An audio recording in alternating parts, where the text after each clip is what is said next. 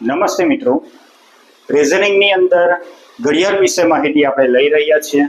પહેલો વિડીયો તમે જોયો હશે, એમાં પણ ખૂબ જ સરળ રીતથી આપણે દાખલાનું સોલ્યુશન જોયું હતું. ઓકે, આ બીજો વિડીયો છે, ખૂણાવાળા દાખલા આપણે જોવાના છે.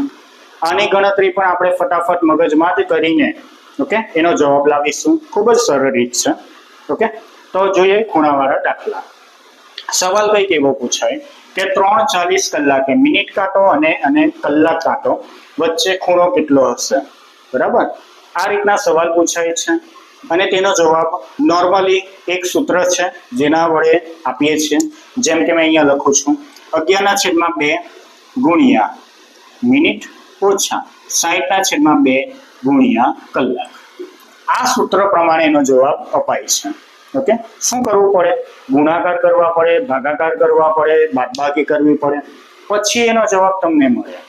બરાબર, પણ આપણે આવું કંઈ કરવાનું નથી. સૌથી સરળ બને એ રીતે આપણે કામ કરવાનું છે. ઓકે, તો એ રીત સમજવા માટે થોડી ઘણી માહિતી લઈ લઈએ. જેમ કે 3 વાગ્યા છે. ઓકે, એટલે કેટલો ખૂણો થાય? 90° ખૂણો થાય. મતલબ કે 3 ભાગનો મૂલ્ય કેટલું થશે? 90 થશે. તો 1 ભાગનું મૂલ્ય કેટલું થાય? 30° થાય. બરાબર, આટલું યાદ રાખો કે 1 ભાગ મૂલ્ય કેટલું થશે? 30° થશે. જો 1 ભાગનો 30° થાય તો 1 મિનિટનું કેટલું થાય? 1 મિનિટના અંશમાં મેં કન્વર્ટ કરું એટલે કે તેનું મૂલ્ય માપું તો થશે કેટલું? 6°.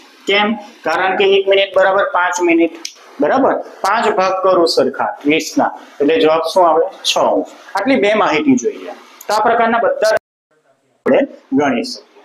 સવાલ કઈક આવો છે, 3:40 કલાકે મિનિટ કાંટો અને કલાક કાંટાની વચ્ચે કેટલો ખૂણો બનશે? 3:40 એટલે 3 ઉપર નાનો કાંટો અને 40 નો મોટો. બરાબર, એટલે કે પહેલા એક દાખલો આપણે આવી રીતે જોઈ લઈએ એટલે તમે નોંધ કરી શકો, સમજી શકો કે મારે આ રીતનું કરવું છે. પછી આપણે મોડે દાખલા કરીશું. બરાબર, ચાલો. વચ્ચે કેટલા ભાગ આવે? 1 2 3 4 ને 5 ભાગ આવે.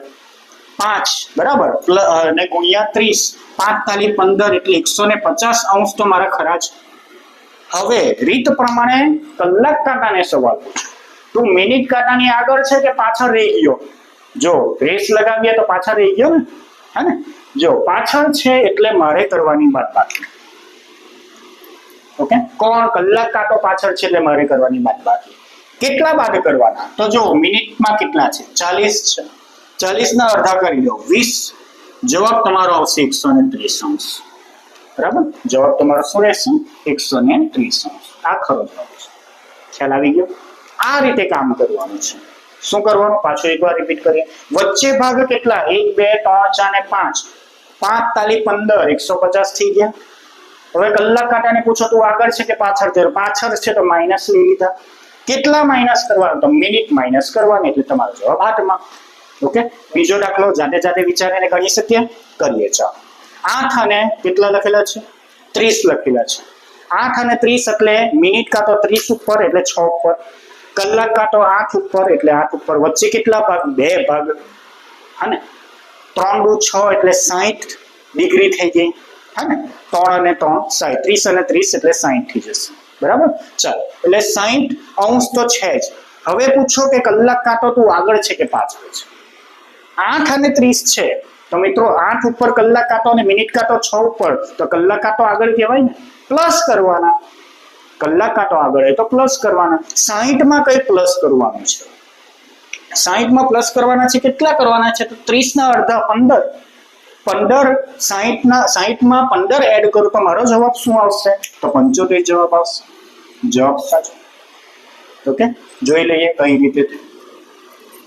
30 અને 2 ભાગ એટલે 60 લઈ લીધા. કલાક કાંટો આગળ છે, પ્લસ કરવાનું. કેટલા પ્લસ કરવા? તો મિનિટના અડધા પ્લસ કરવાનું, 75. બરાબર, ચાલો. 2 અને 15, 2 અને 15 કલાકે બંને વચ્ચે ખૂણો કેટલો રહેશે? 2 અને 15 છે, વિચારો કેટલો? એક જ ભાગ છે એટલે મારે કેટલા લેવાના? 30 જ લેવાના. 30 લો. બરાબર, હવે કલાક કાંટો આગળ છે કે પાછળ છે? તો 2 અને 15 તો કલાક કાંટો પાછળ રહેવાનો, મિનિટ કાંટો આગળ રહેવાનો. હા ને, કલાક કાંટો પાછળ છે એટલે બાદબાકી કરવાનું. 30 માંથી બાદ કરવાના. કેટલા બાદ કરવાના? 15 ના અડધા 7.5. 7.5 30 માંથી બાદ કરો તો કેટલા આવે? 22.5 એટલે 22.5. બરાબર. ઓકે, ની ખ્યાલ આવે તો કઈ નહીં, આપણે 30 માંથી કેટલા તો 8 બાદ કરી દો તો કેટલા આવે? 22 આવે. પ્લસ અડધો કરી દો તો પણ તમારો જવાબ આવી જાય. ઓકે, ચાલો મગજમાં કરતા કરતા જે ખબર પડી જશે કે ભાઈ આવી રીતે જ મારે દાખલો ગણવાનો છે. ઓકે, ચાલો આગળ જોઈએ. પ્રેક્ટિસ કરશો તો 100% આ રીત તમને બહુ જ ઉપયોગમાં રહેશે. ઓકે, ચાલો પાછળનો દાખલો જોઈએ. 12 અને 48. ઓકે, આકૃતિ દોરું છું એટલે તમને તરત યાદ રહી જાય કે કેવી રીતે મારે કામ કરવાનું છે. 12 અને 48. ચાલો કંઈક આ રીતનું છે. પછી શું લખે છે તે જોઈ લઈએ. 12 અને 48 કલાકે ઘડિયાળનો કલાક કાંટો તેના મિનિટ કાંટા કેટલા ડિગ્રી પાછળ છે? કલાક કાંટો તેના મિનિટ કાંટા કરતા કેટલા ડિગ્રી પાછળ છે? એટલે આ ભાગ મારે શોધવાનો છે, નહીં કે આવું લખેલું છે. બરાબર, કઈ વાંધો નહીં, આપણે ગણતરી કરીએ. ઓકે, 1 2 3 4 5 6 7 8 9 9 તાલી 27. ઓકે, 27 એટલે તો 270 તો ખરા જ, પ્લસ આ રહી ગયા ને, મેં તો 45 સુધીનું જ ગયો. આ તો 48 છે. 3 મિનિટ રહી ગઈ. 3 મિનિટ. મિનિટમાં મેં તમને આગળ જણાવ્યું કે 1 મિનિટ બરાબર કેટલા અંશ? 6 અંશ. 3 મિનિટ બરાબર 6 તાલી 18 એટલે પ્લસ મારે કરવા પડશે 18. 288 અંશ થશે. ઓકે, આ બધું બે કાંટા વચ્ચેનો ખૂણો. ઓકે, પછી શું કરવાનું? તો સવાલ પૂછો. કલાક કાંટાને પૂછો, મિનિટ કાંટાની પાછળ છે કે આગળ છે? તો પાછળ જ છે ને. બરાબર, આપણે તો આ બાજુનો ખૂણો શોધતા છે એટલે પાછળની સાઈડ જ છે કલાક કાંટો. મિનિટ કાંટો આગળ છે, કલાક કાંટો પાછળ છે એટલે આપણે શું કરવાનું? બાદબાકી કરવાની. કેટલી બાદ કરવાની? તો 48 ના અડધા એટલે 24. 24 મેં બાદ કરું છું એટલે મારો જવાબ શું આવશે? 264. 264 તમારો જવાબ આવશે. ઓકે, આઈડિયા આવી ગઈ. દાખલા ગણતા રહેજો આ પેટર્નના, આ રીતથી ગણતા રહેજો. 100% તમારી સ્પીડ હજુ વધશે. બરાબર, અને આ બધી ગણતરીથી તમે બચી શકો છો. આગળની રીત પણ ખૂબ સરસ છે. ઓકે, એકાકાર કાટખૂણો ક્યારે બનાવે?